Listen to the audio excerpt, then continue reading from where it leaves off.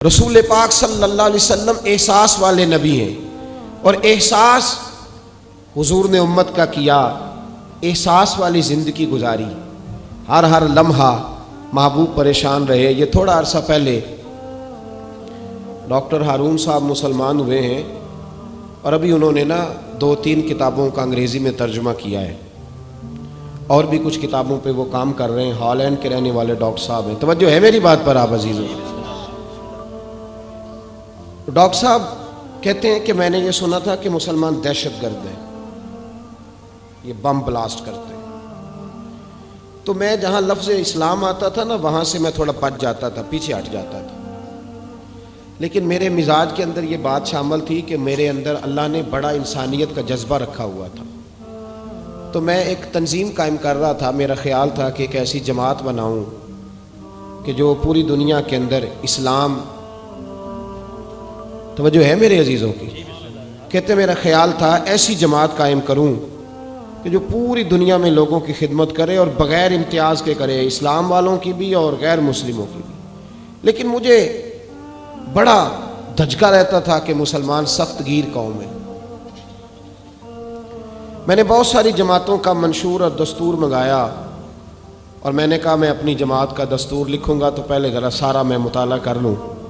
ڈاکٹروں کا ٹیبل ہوتا ہے، اس کے اوپر شیشہ لگا ہوتا ہے، نیچے وہ جو چیز ضروری ہوتی ہے وہ رکھ لیتے۔ کہتے ہیں کہ مصر کے مولانا صاحب آئے ہوئے تھے ہالینڈ کے دورے پر، اچھی انگریزی جانتے تھے، تو کسی وجہ سے علیل ہو گئے۔ میرے پاس وہ آئے اور انہوں نے دیکھا کہ میں انسانی حقوق پر کچھ لکھ رہا ہوں، کام کر رہا ہوں، تو وہ دیکھ کر کے مجھے کہنے لگے کہ ڈاکٹر صاحب آپ کوئی تنظیم قائم کر رہے ہیں؟ میں نے کہا ہاں۔ تو کہتے انہوں نے ہلکا سا ٹچ دیا، زور نہیں دیا، اور ویسے بھی جو ہلکی بات ہوتی ہے وہ ذرا دل میں جلدی بیٹھ جاتی ہے۔ کہتے ہیں ہلکا سا ٹچ دیا، کہنے لگے اگر کبھی موقع ملے تو میرے نبی پاک کی بھی سیرت پڑھ کے دیکھیں، بس ہلکی سی بات، اور وہ جملہ چھوڑ گئے۔ اعلیٰ حضرت فاضل بریلوی علیہ رحمہ نے لکھا ہے ضروری نہیں کہ تم جو کہہ رہے ہو وہ منوا کے اٹھو، لیکن میسج ضرور چھوڑ دیا کرو۔ جب انسان کے ذہن میں بات ہوتی ہے یہاں سٹاک ہوتا ہے جب بات کا، تو جب وہ کام کرنے لگتا ہے تو ایک دفعہ وہ بات سامنے ضرور آتی ہے۔ کہہ دیا کرو۔ انہوں نے کہہ دیا کہ ڈاکٹر صاحب ایک دفعہ حضور کی سیرت بھی پڑھ لیں۔ کہتے ہیں میرے ذہن میں بات بیٹھ گئی، مصروف آدمی تھا، زیادہ تو نہیں میں مطالعہ کر سکتا تھا، لیکن میں ایک دن 10 منٹ گھر میں ملے تھے تو میں کمپیوٹر پہ بیٹھا، اور میں نے کہا کہ انگریزی میں جو کتابیں حضور سید عالم صلی اللہ علیہ وسلم کی سیرت کی ہیں ان کو ذرا دیکھتا ہوں۔ تو فرماتے ہیں کہ میں نے نیٹ پہ سرچ کیا، پہلی حدیث آئی اور میں کلمہ پڑھ کے مسلمان ہو گیا۔ حدیث کہاں ہے؟ سبل الہدی والرشاد میں بھی ہے، کنز العمال میں بھی ہے، مسند احمد میں بھی ہے، ابن اسحاق میں بھی ہے، ابن اشام میں بھی ہے، اور شاید سیرت کی تمام کتابوں میں آپ کو روایت مل جائے۔ نبی پاک صلی اللہ تعالیٰ علیہ وسلم کی حدیث اور روایت کرتے ہیں حضرت سلمان فارسی رضی اللہ تعالیٰ عنہ، اور ساتھ ہیں سیدنا بلال حبشی رضی اللہ تعالیٰ عنہ۔ فرماتے ہیں ہم گھر سے نکلے، حضور نے فرمایا ذرا جلدی چلو ایک ضروری کام ہے۔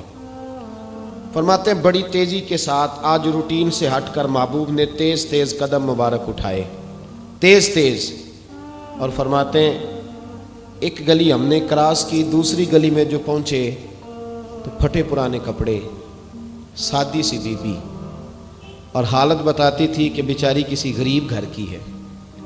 وہ سڑک پہ کھڑی تھی اور رو رہی تھی۔ میرے کریم رسول نے فرمایا بلال اسے پوچھو کیا مسئلہ ہے، کیوں روتی ہے؟ تو حضرت سلمان عرض کرتے ہیں میں نے کہا حضور میں پوچھ لیتا ہوں، آپ جائیے، کام بڑا ضروری ہے جو نکلیں، میں معلومات کرتا ہوں۔ تو محبوب نے فرمایا نہیں، اس کے آنسو پوچھنے سے ضروری کوئی کام بھی نہیں، پہلے اس کی داد رسی ہوگی، اسے پہلے پوچھا جائے گا۔ روتے نہیں رہتے لوگ گھروں میں، لوگ گزر نہیں جاتے چپ کر کے؟ کتنے لوگ تڑپتے ہیں، کون احساس کرتا ہے؟ نبی پاک سید عالم صلی اللہ علیہ وسلم رکے اور اس خاتون سے پوچھا کیا بات ہے؟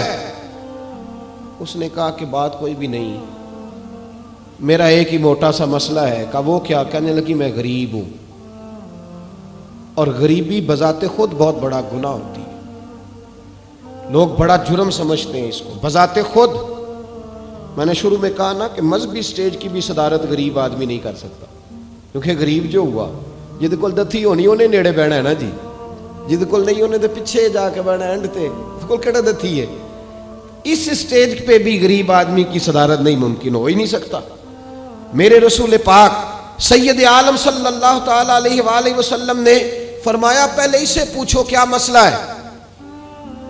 وہ کہنے لگی میں غریب ہوں، بوڑھی ہو گئی ہوں، ساری زندگی غلامی میں گزاری ہے، تیل لینے آئی تھی 5 دینار کا، بوتل میں تیل بھروایا ہے، اور اب بوڑھی ہوں نا تو کمر درد کرتی ہے، پیر پیچھے موڑا ہے تو میں گری ہوں، تیل زمین پی گئی ہے، اب زمین تو واپس نہیں کرتی، لیکن واپس جاؤں گی تو ایک یہودی عورت کی ملازمہ ہوں، وہ درے سے مارے گی، کھال ادھیڑ دے گی، میں بڑی پریشان ہوں، اب نہیں مار کھائی جاتی، ہڈیاں بوڑھی ہیں، قربان جاؤں۔ حضرت بلال کو حضور نے حکم دیا، فرمایا دوڑ کے گھر جا 5 دینار لا۔ فرماتے ہیں 5 دینار لائے، تیل خرید کے دیا، وہ پھر رونے لگی۔ فرمایا آپ کیوں روتی ہے؟ اس نے کہا بتایا نا غریب ہوں، غریب کا جرم کوئی نہیں ہوتا، لیکن پیس دیا جاتا ہے، پھر بھی مار تو اب بھی پڑے گی، اب کیوں پڑے گی؟ تو عرض کرنے لگی محبوبہ مار اس لیے پڑے گی کہ دیر سے کیوں آئی ہے۔ تو میرے کریم رسول اور وہ بی بی حضور ابھی آئے ہیں مدینہ طیبہ، امام یوسف صالحی فرماتے ہیں ابھی آئے تھے حضور، سبل الہدی والرشاد کے مصنف کہتے ہیں ابھی آئے تھے نبی پاک، وہ جانتی بھی نہیں تھی۔ تو سید عالم صلی اللہ تعالی علیہ وسلم نے فرمایا اچھا مار پڑے گی؟ کہا ہاں۔ او بھائی کونسلر جو کل آپ کو کہہ رہا تھا نا میں آپ کا خادم ہوں، کونسلر بے گناہ، بلکہ ہمارے ایس ایچ او صاحب اگر چودھری پہ پرچہ آ جائے تو اس کو ٹیلی فون کر کے پوچھتے ہیں صاحب جی تہاڈے خلاف درخواست آئی ہے، ادا کی کرنا ہے؟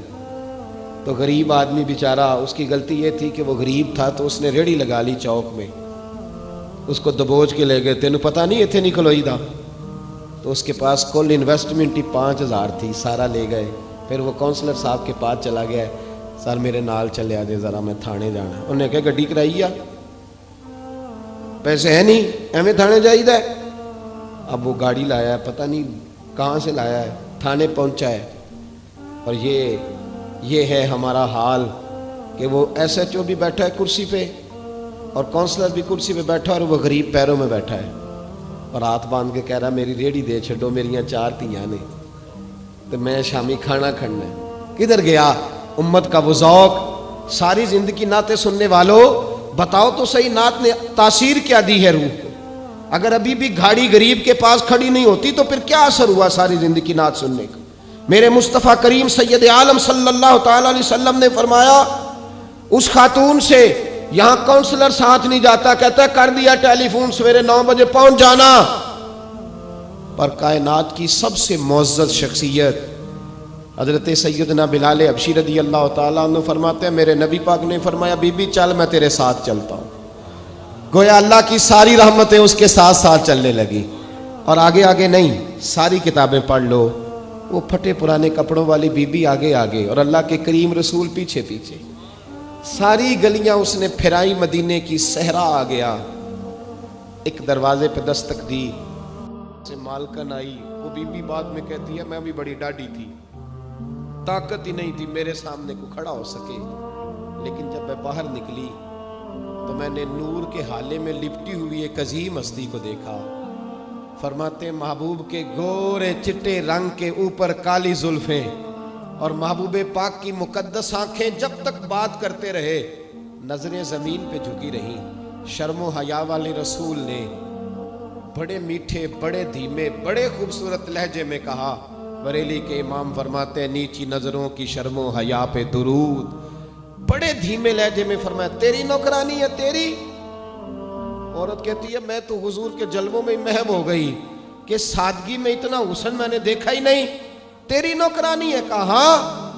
تو میرے محبوب نے فرمایا بیچاری کی غلطی کوئی نہیں، اسے مارنا نا، اس سے تیل گر گیا تھا، نیا خریدتے دیر ہو گئی، رو رہی تھی تو میں سفارش کرنے آیا ہوں۔ وہ خاتون کہتی ہے کسی کی نہیں مانی تھی، پر محبوب کے جملوں میں تاثیر اتنی تھی، ککھ سواد نہیں مشری اندر، اساں کھنڈا بھی چکھ ڈٹھیاں، انہاں ساریاں شیواں نالوں گلاں سجن دیاں مٹھیاں۔ فرماتے ہیں نبی پاک صلی اللہ تعالی علیہ وآلہ وسلم نے فرمایا کچھ نہ کہنا. کہنے لگی نہیں کہتی, میرا وعدہ رہا, کچھ نہیں کہوں گی. اب میرے حبیب نے پھر نظر اٹھائی اور اس غریبنی کی طرف دیکھا اور فرمایا تو اگر کہے تو میں جاؤں, تو اگر کہے تو میں خود بھیک دیں, خود ہی کہیں منگتے کا بھلا ہو, تو اگر کہے تو میں جاؤں. اس نے خراج پیش کیا تو چند آنسو گرائے. کہنے لگی محبوبہ جیسے بندہ نوازی. حضور نے رخ پھیرا تو حضرت بلال کہتے ہیں میں پیچھے رہ گیا تو وہ دونوں بیویاں دوڑ کے میرے پاس آئیں. کہنے لگی بتا تو صحیح ہے کون, یہ بتا تو صحیح کون تھے. تو حضرت بلال کہنے لگی تم نہیں جانتے. جناب بلال فرمانے لگے یہی تو ہیں جنہیں اللہ نے سچا رسول بنا کے بھیجا ہے. بیبیاں دوڑ کے آئیں. کہنے لگی محبوبہ دروازے تک آئے ہو تو خالی تو نہ لوٹاؤ, مہربانی فرماؤ ہمیں بھی کلمہ پڑھا دو. ڈاکٹر ہارون کہتے ہیں وہ بیبیاں وہاں کلمہ پڑھ رہی تھی اور میں حدیث پڑھ کے کلمہ پڑھ رہا تھا. بھائی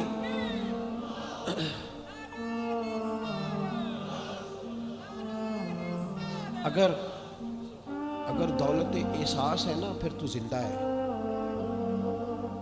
جو زندہ ہوتا ہے اس میں لچک ہوتی ہے, جو مر جاتا ہے وہ اکڑ جاتا ہے. اگر زندگی ہے تو پھر احساس ہونا چاہیے. اگر تیرے اندر زندگی ہے تو پھر احساس ہے, اور اگر تیرے اندر احساس نہیں رہا نا تو پھر زندگی زندہ دلی کا نام ہے. مردہ دل کیا خاک جیا کرتے, احساس سے مروت پیدا کریں. تھوڑا سا دائیں بائیں بھی دیکھیں, تھوڑا پلٹ کر بھی دیکھیں کہ کہیں آپ کی ضرورت تو نہیں.